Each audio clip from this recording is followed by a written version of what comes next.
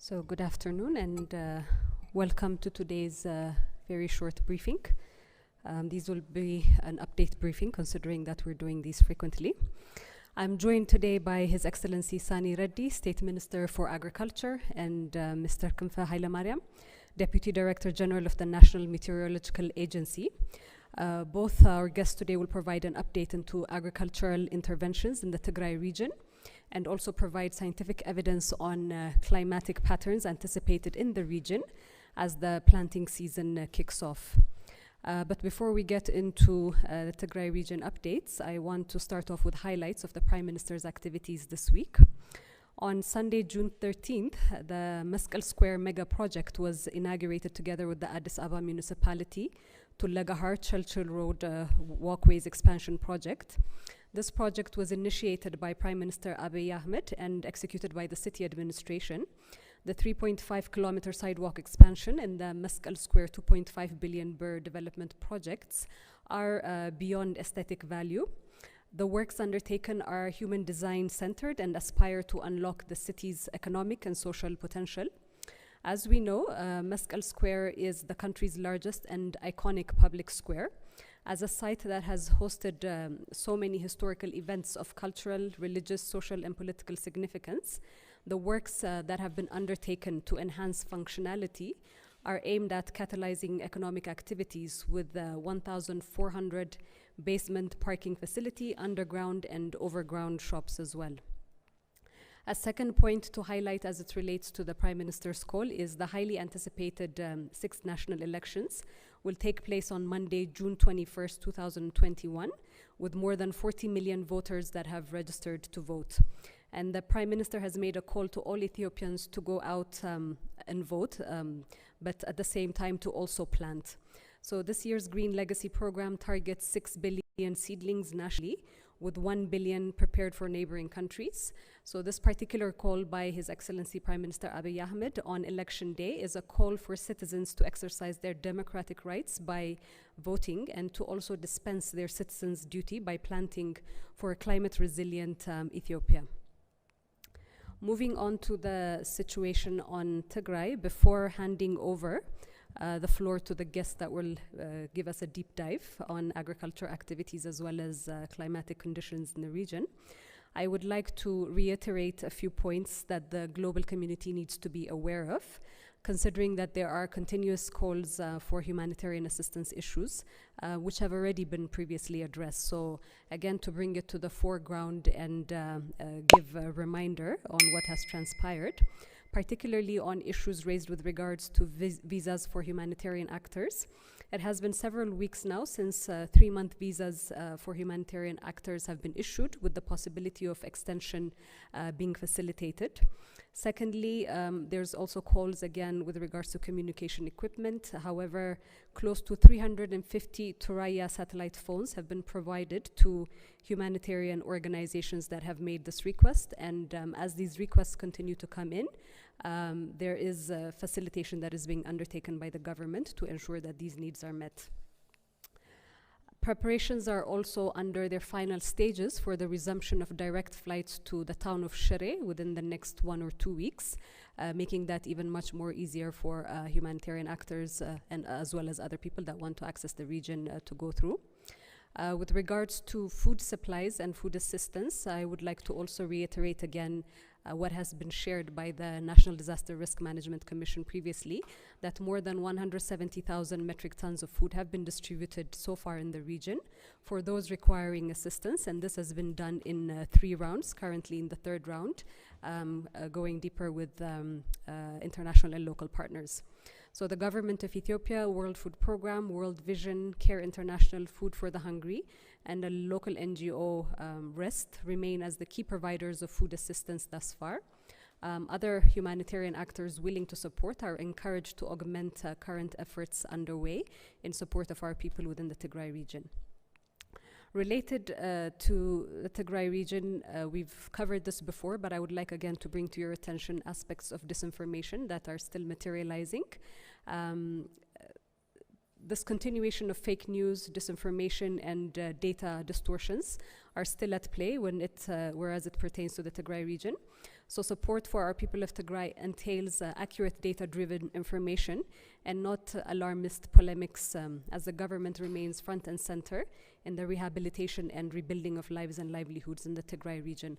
I'd like to draw your attention to the screen on my left-hand side to give you a taste of some of the fake news that is being circulated. As you can see in the images being screened, some of the fake news that is being circulated widely, claiming chemical weapon attacks. We of course know that social media is rife with fake news, but what is quite concerning is that some of these fake news and false narratives are being perpetrated by individuals that the international media and international organizations are dependent on to give testimony on what is transpiring within the region. But unfortunately, they're doing so utilizing images that have been at play in other contexts, representing and depicting them as if they're happening within the Tigray region. So as you can see, this is, or these images, the fake news being used under Tigray, and the source of images used in cases unrelated to Ethiopia is one key challenge that needs to be addressed, because the purpose is trying to utilize these disinformation campaigns to pressure and give weight to decisions that are not representative of the reality in the region. So moving on, again very briefly, I would like to touch upon media portrayal of some issues. I would like to quickly address one elephant in the room, and this is related to sensational headlines by some global media outlets feeding disinformation to sway global perspectives and sentiments about Ethiopia at the moment. So many stories and headlines on Ethiopia are very rife with sensationalism, and this is supplanting the duty to inform with culpability in putting forward a distorted narrative of an African nation.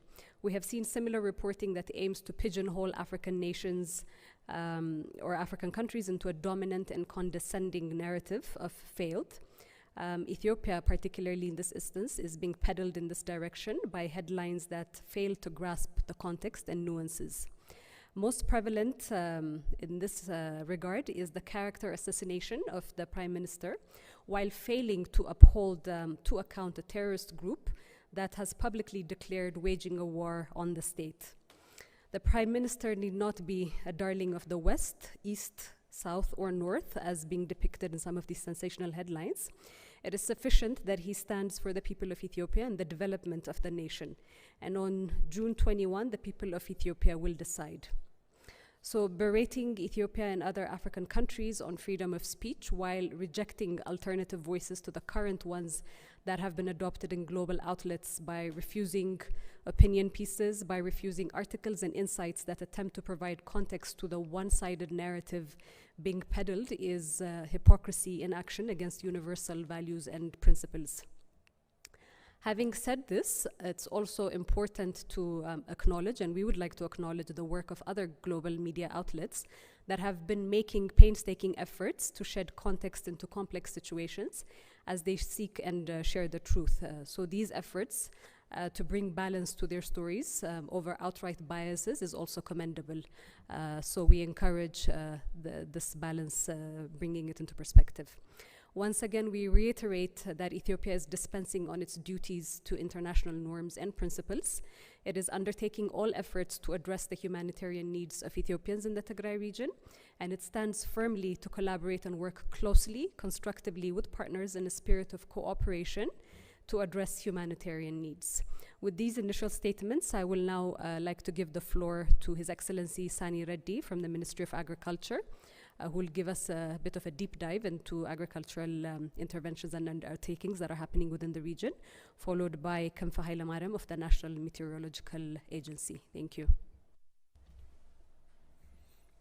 Thank you very much. Let me briefly give 2021 Meher season grain production in Tigray. As you know, under the oversee of the Federal Ministerial Committee, the Ministry of Agriculture in collaboration with Tigray, the interim government, Bureau of Agriculture and Natural Resource, Cooperative Union, and the local and international partners working to restore and strengthen organizational structure of agriculture sector and also restart basic exchange service and input supply service for the year 2021 cropping season. Under the guidance of the management of the ministry, the team of experts are assigned and deployed to support the region. Accordingly, by allocating 10 million per office furniture and equipment purchased and handed over to the region, 3 vehicles and expertise awareness creation and motivational training were given. Additional supports and trainings are undergoing based on agro calendar in collaboration with all stakeholders. As a result of the support given to Bureau of Agriculture and Natural Resource in Tigray, out of 61 rural woreda, 46 of them enabled to start day-to-day operation. Rapid assessment to damaged and looted assets during law enforcement is conducted. Also, currently, the Regional Bureau of Agriculture start mobilizing resources for restoration of agricultural sectors up to zonal, woreda, and Kabali level. The Meher cropping season plan and achievements are in a good position. According to National Meteorological Agency information, we expect good rain to grain cropping in Tigray, which is normal and above normal. So the Ministry of Agriculture and the Regional Bureau of Agriculture in collaboration with development partners trying all options to give exchange service and supply of basic inputs and machinery. In Tigray region, the grain crop production is mainly commenced in Meher, which is in average expected to cultivate 950,000 hectares per year. According to our information, agricultural development experts are started providing farm-to-farm exchange service in 46 woredas. Current information indicates that 70% of the farmers have started their farming to cover long season crops like sorghum and maize. To supply inorganic fertilizer, the interim regional state allocate 1.8 billion to purchase and transport 800,000 quintal of inorganic fertilizer. Among those, 322,864 quintal, both NPS and urea, are transported from Port Djibouti to Mekelle warehouse. In addition to that, we have 214,864 quintal carry-over fertilizer. In total, we have 537,228, which is 67% of the annual plan already made available in Central Warehouse, Mekelle.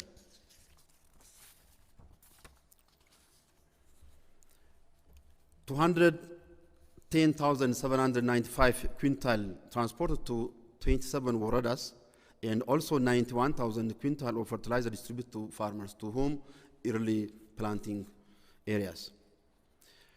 Improved seed supply, the regional state with the partners, 334,982,532 birr is allocated to purchase and transport 120 quintal of improved seed, of which 97,246 quintal purchased, 66,387 quintal transported to Mekelle, 44,656 quintal is transported to woreda, 26,000 quintal is distributed to farmers. regarding agrochemicals, will purchase and will be distributed by using some share of budget allocated to fertilizer. Till now, we have distributed 70 kilogram and 18 liter distributed to farmers from our central warehouse in Mekelle. Regarding agro-mechanization, like tractors, Mekelle University and ATA jointly trying to make available tractors, and AGP project allocate 5.9 million to rental tractors to plow land of farmers who have been looted their oxen. In addition to that, the interim government allocate 24 million to purchase tractors to give plowing service through cooperatives, and also encouraging the private companies to supply rental tractors to give plowing service. Regarding livestock, as the livestock resource have great impact in the livelihood of farmers, government and the partners have allocated 71.9 million for livestock restocking, and 11,126,700 to purchase and supply 6,660.78 quintal of fodder seed, of which 23,058 quintal is purchased and 180 quintal is distributed to farmers. For this very special situation in Tigray, the Meher cropping season plan was prepared jointly with the Ministry of Agriculture and the Regional Bureau of Agriculture. According to the plan, 70% of 950,000 hectares of land will expected to be cultivated, and 1.4 million metric tons of production, mainly sorghum, teff, sesame, wheat, finger millet, barley, and maize are expected. If the peace and restoration become promising in all warada of Tigray, the Meher performance will be in a better of that of 70%. The food gap in Tigray is expected to be filled by the coordination of productive safety nets, which already supporting in 55 waradas, 1.1 million beneficiaries, and this can increase its beneficiary number through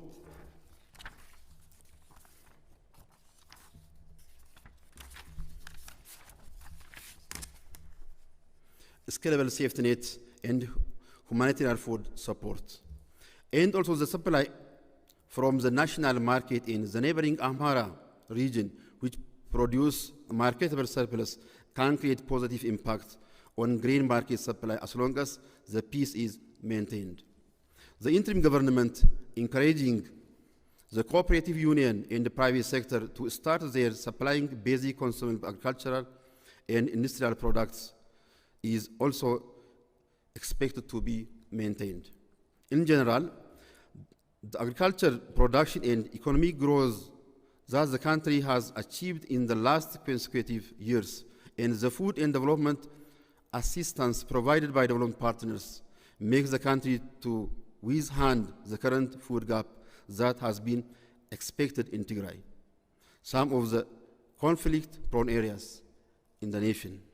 The famine that occur or expected by some partners not be comparable with the current food gap in Ethiopia, especially in Tigray. Thank you very much. Thank you. Good afternoon. I'll be talking on climate of Tigray in general, and specifically the expected climate outlook of the upcoming main rainy season. In general, Tigray benefits from the North Hemisphere summer, which extended from June to September. We locally call it Kramt, and it receives total Kramt rain of about 300 millimeter in east and south, while over the south part of the western half, it receives over 1,000 millimeter on normal cases. However, especially the southern Tigray also receives rain during bulk March to May season as well. But because of climate change in recent years, this small March to May season becoming more erratic and shrinking. So when you go to the bulk 2021, especially for southern Tigray, which we expect or which we assume as bulk benefiting part of the region, we had erratic rain during March, April, May 2021, especially during the months of March and April. And then at the third week of April, we got excess rainfall. We also got excess rainfall during May.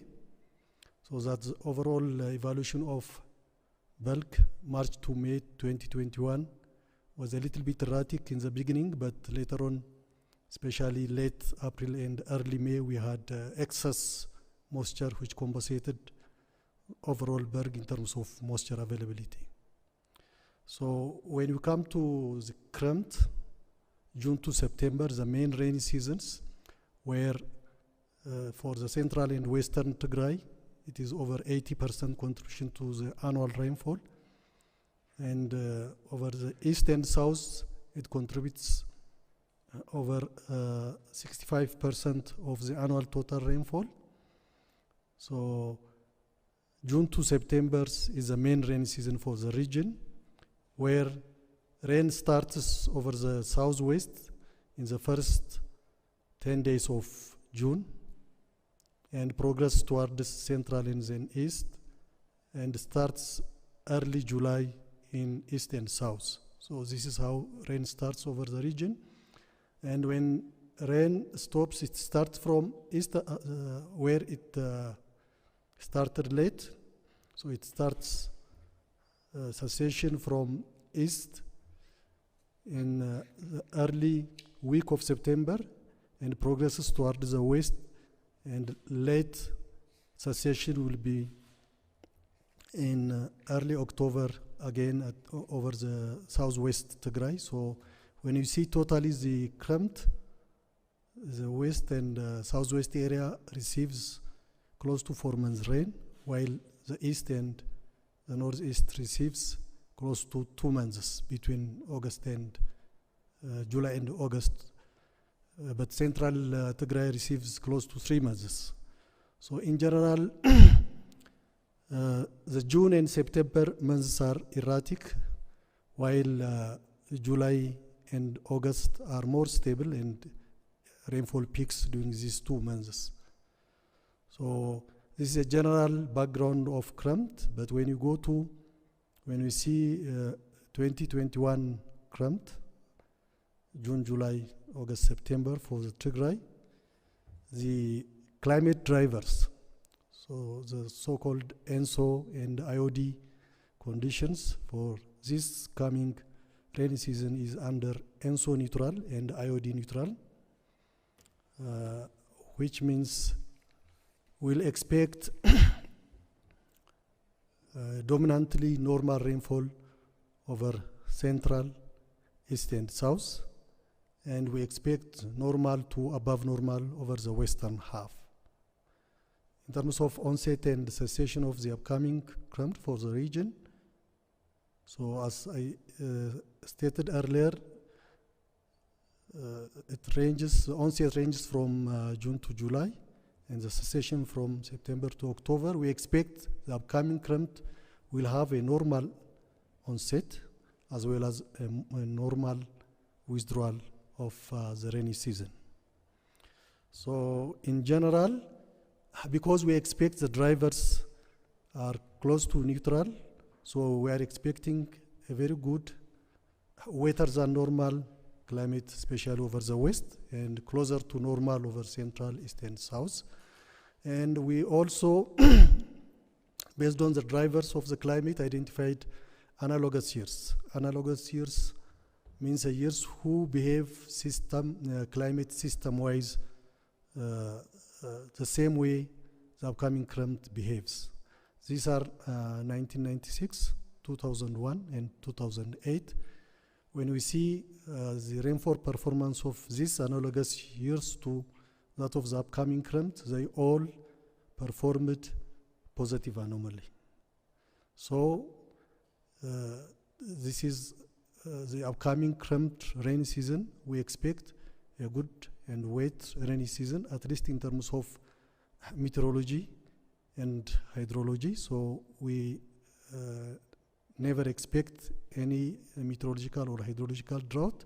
So we'll have a very nice, well-setted beginning and ending of the rainy season, which will be favorable for agricultural, pastoral, as well as water availability. Thank you.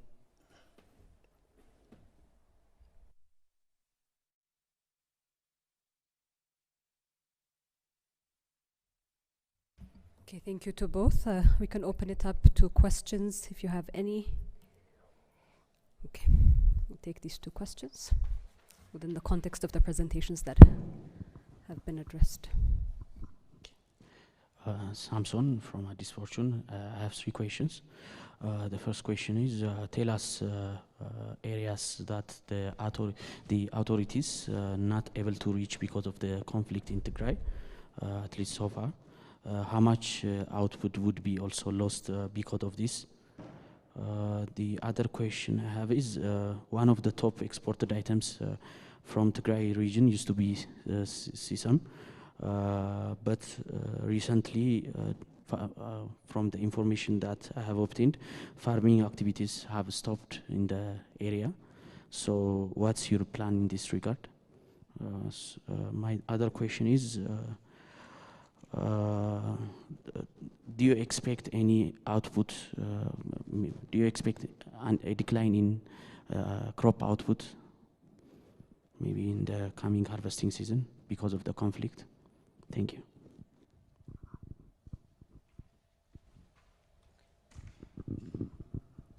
Thank you so much. My name is Arula from ABC. I have also 2 or 3 more questions to Mr. Sami already. You said that more than 70% of the farmers have started to enjoy cultivating the agricultural activity in the region. But how much is this true, as we are witnessing that there are millions of people have been displaced from their original residences, especially in the border areas with the Eritrean. I can name the specific woredas like First Mai, Rama, and West Tigray region. Those farmers have been displaced. Do we mean that we have already settled the problem, or who is going to cultivate this kind of plan, like over 950,000 hectares of land is going to be cultivated in the coming rain season, you said? My question is, who is going to cultivate this, as a large number of agrarians have been displaced from their residence?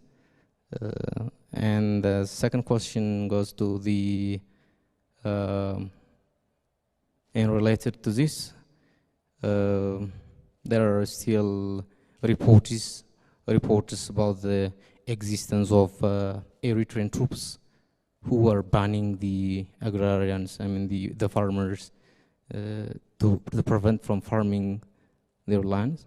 And what is being done to solve this before it is going to be late? Thank you so much. Okay, thank you. We'll address those questions. Atosani, I think most of the questions were addressed to you. Thank you very much.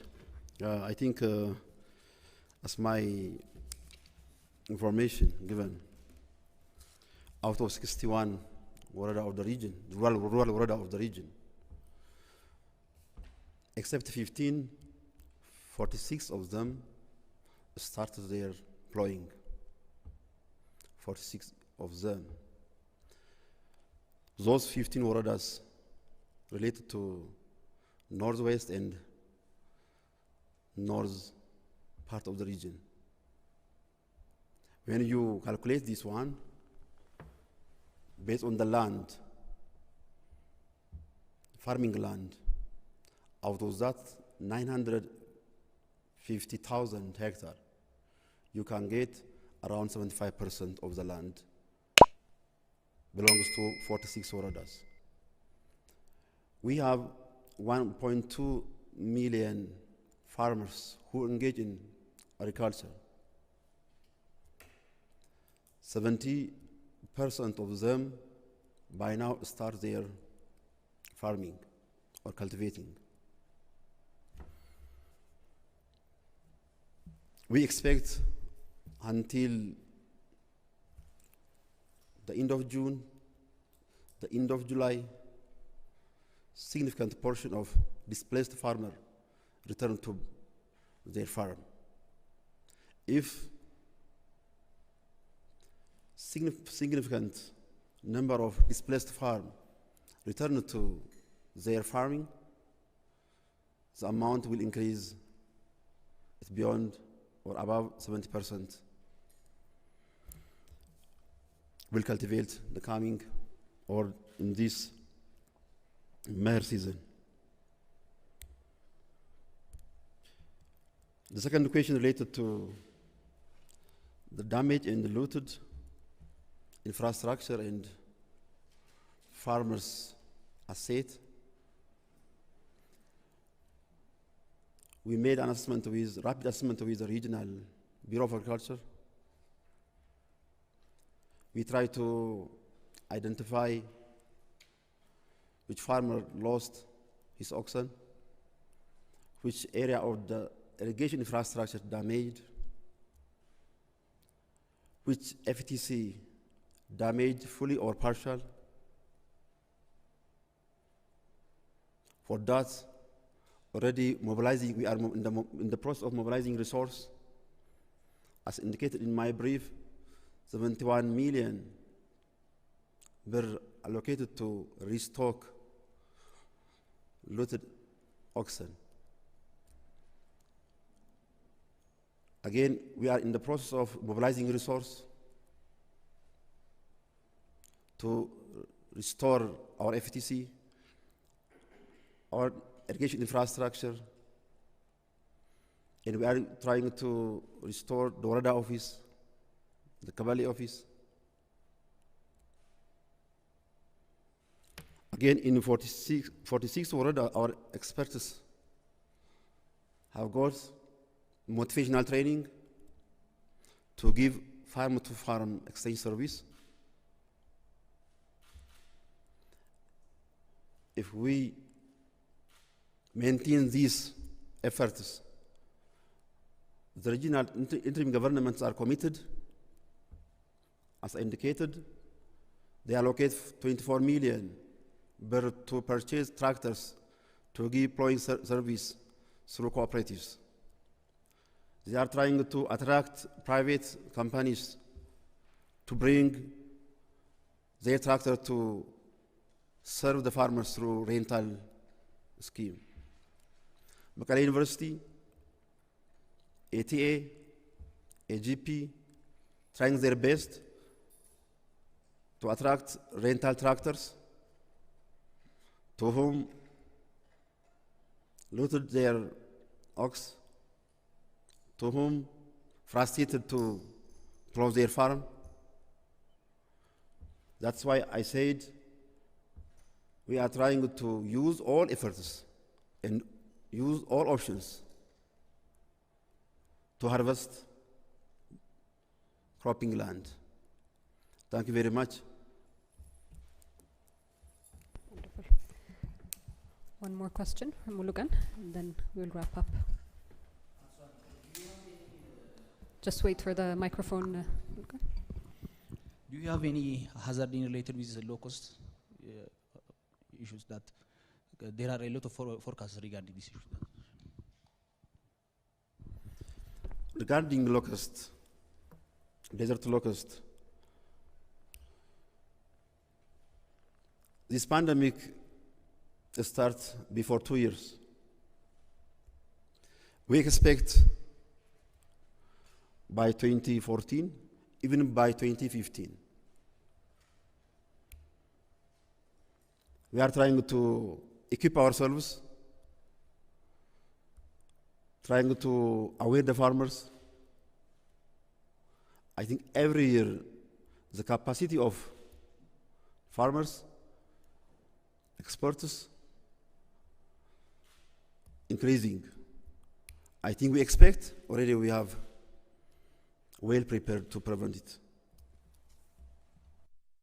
Thank you, Atosani. And I think for international medias that may be tuning in with our live broadcast, the reference to 2014-2015 is to the Ethiopian calendar. I thank both our guests that have joined us today, and we'll come back to you with more details on sectoral developments within the region in subsequent weeks as well. Thank you very much for today's briefing.